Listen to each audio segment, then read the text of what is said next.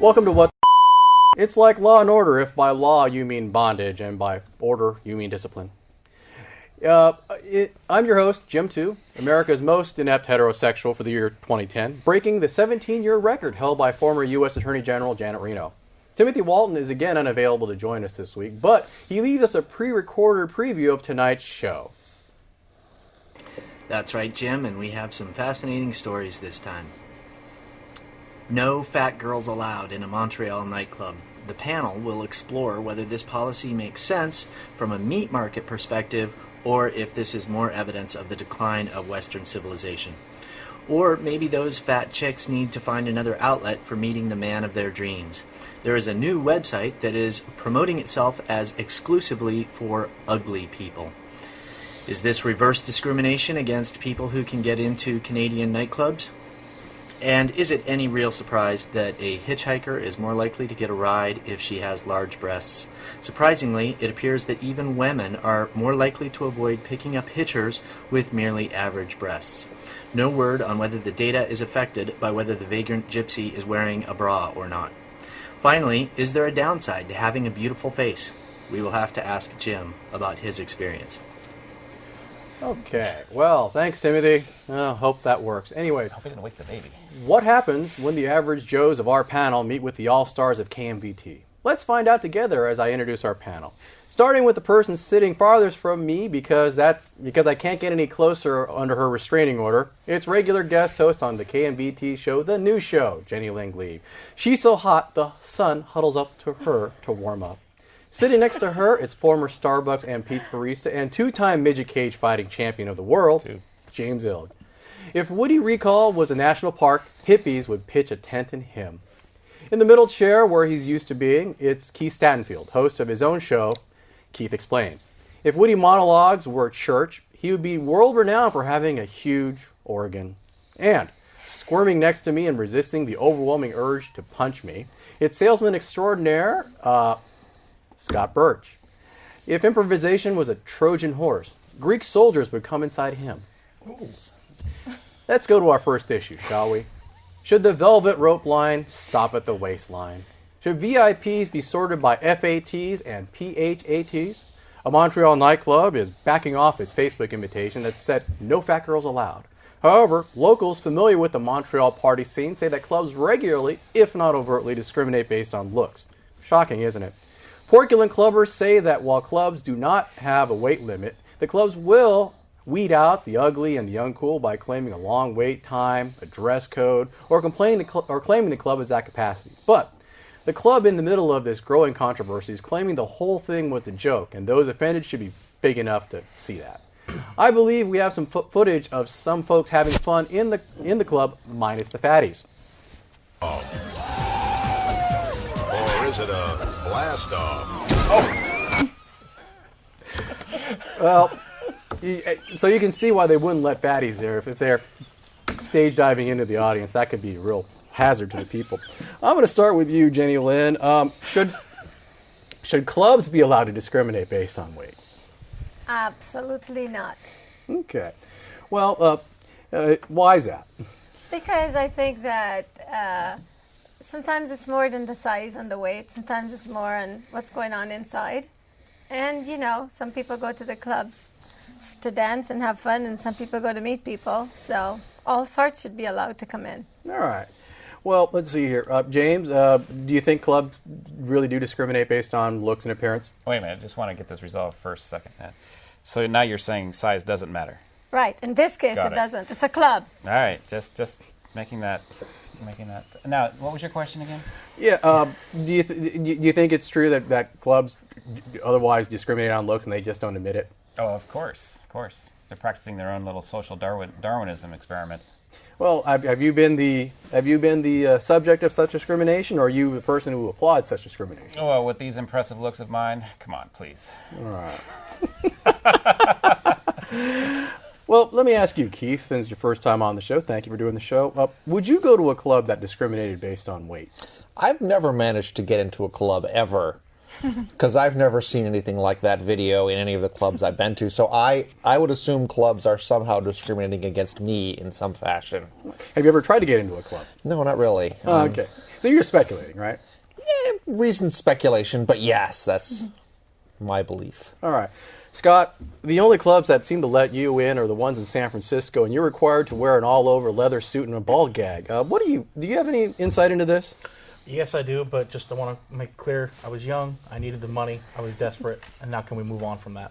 Wasn't that yesterday? Well, I'm just saying, but here's my issue. I want to know who exactly is saying who's fat. I mean, because if I'm the one who's saying someone's fat, if a woman's, slightly smaller than an oil tanker, I'm pretty much good with it. But if it's Twiggy, that's a problem. I mean, someone's got to feed that chick a cheeseburger stat. Okay, wait a minute. So you're okay with clubs excluding the fatties? Yeah, I'm okay. I mean, if they want to, that's what they want to do, it's their club, they can do whatever they want. I'm just saying that, I don't want to go to their club. I go to bars. All right, I'm gonna go recall the previous question. James, would you go to a club that kept the fatties out? Well, I guess it'd be keeping me out. Oh, okay. Really? Okay. Yeah. You don't know. How about you, Jenny Lynn? Sure, why not?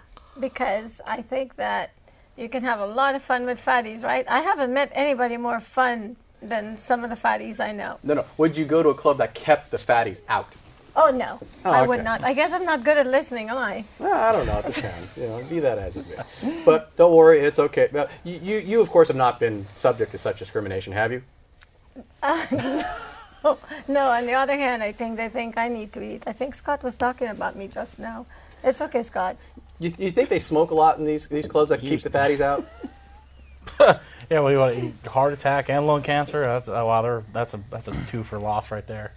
All right. Let's go to issue 2, shall we? If you don't have beauty, should you still get booty? Can a company make money being the eHarmony for the EU crowd? That's what the world's first dating site for ugly people will find out. Launched recently in the UK, the uglyball.co.uk specifically excludes, quote, anyone who is overtly pretty or attractive, unquote. Instead, it accepts only those who, again, quote, weren't blessed with the greatest of looks, unquote, or to put more bluntly, people who have, quote, fallen from the ugly tree and hit every branch on their way down, unquote. Almost 1,500 members have already signed up for this website as of August 20th. Potential members are vetted on their application to ensure that the quality of the daters. That is, that they are all ugly, and to prevent attractive people from signing up. Speaking of which, you know who won't be on this site? This guy. Oh, wow.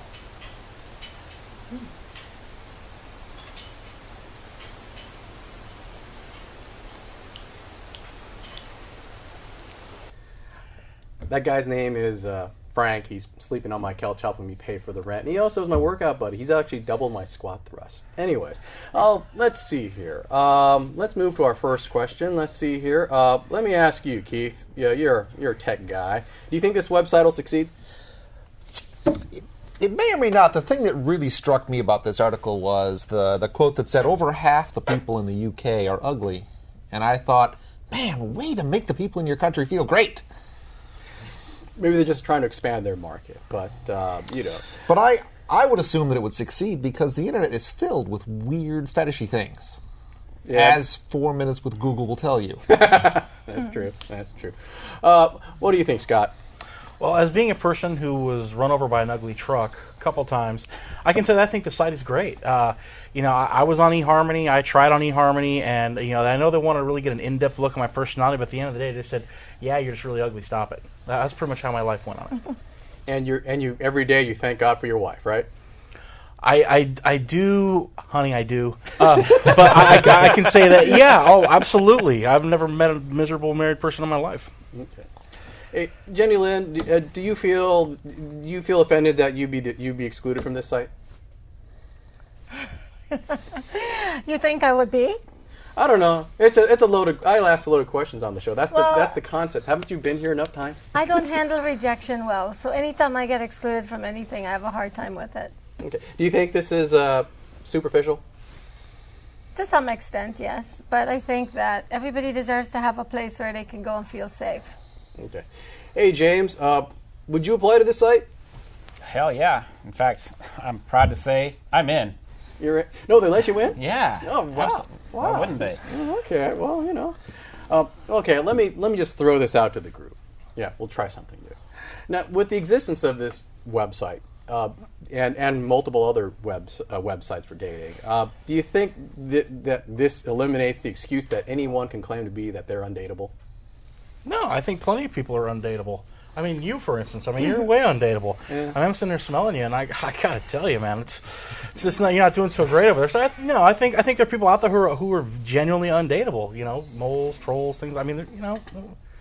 Oh, that's probably true. Keith, well, you're aware of the wacky stuff on the internet. Is there a website for smellydudes.com? There probably is, and if not, I'm going to go buy smellydudes.com on the way home, and I'll put something up. I'm just wondering if they're going to branch out into other ideas, like dating sites for people with bad personalities, or dating sites for people who hate kittens. Well, How about dating sites for people who hate dating sites? isn't that Match.com, the website for the crazy people? Oh, okay. What do you, so James, do you think does this eliminate the excuse that anyone can claim to be undateable? Well, no. There's definitely some undateable people out there. I know a few. Yeah, Jim. What do you think, Jenny Lynn? I think people are undateable for a lot of reasons, and I think I think the people who are undateable can be undateable for the people who think they are. Does that make sense? Yeah, I would think so. But so there are people who there is nobody for them, no matter what, no matter how you slice it. Is that the impression I'm getting from the panel? Yes. Yes. Jim. Yes. Okay. And I should just end it right now. Just join the monastery, right? Oh, you ever tried to bat for Do you the think other one team? would take you? I don't know. You could always try and bat for the other team. No. You can always change things about yourself to make yourself dateable if you're undateable. Well, again, I need to retain my title as America's most inept heterosexual. So, anyways, we're on our first break. Let's see here. What's it like to win the World Series of Strip Poker for senior citizens? Keith Stanfield will tell us how he won the final hand while holding the nuts in the hole after the break.